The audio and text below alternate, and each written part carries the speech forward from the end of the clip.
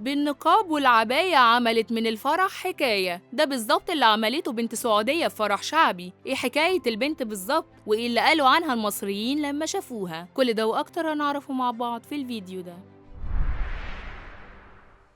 في البداية كده لازم تعرفوا إن الحكاية اللي بتتفرجوا عليها دي تعتبر واحدة من أغرب الحكايات الفترة دي. حتى في السعودية بقى فيه مطربات، ويا ريتها مطربة عادية، دي بنت لابسة نقاب وبتغني فيه وبتجلجل بصوتها في كل صالات الأفراح اللي بتحضرها. البنت اسمها منار وهي مشهورة جدا على السوشيال ميديا، عندها صفحة على تيك توك عليها مئات الفيديوهات من الأفراح اللي حضرتها. اللافت إن أغلب أغاني البنت السعودية بتكون أغاني مصرية شعبية، بتغني أغاني حمو بيكا وبوسي وفنانين كتير شعبيين في مصر. اللي يضحككم بقى انها غنت اكتر اغنيه شعبيه بتشتغل في الافراح الشعبيه في مصر، اغنيه هاتوا الفلوس اللي عليكم، الاغنيه اللي كتير بيقولوا عليها انها كانها بتعاير العرسان واهلهم. بعيدا بقى عن كلمات الاغنيه، انتوا ايه رايكم ان واحده منتقبه تغني وتظهر كده في الافراح؟ علما بان في ناس كتير قالوا ان عادي تعمل اللي هي عايزاه براحتها طالما في مكان اغلب اللي فيه نساء مش رجاله.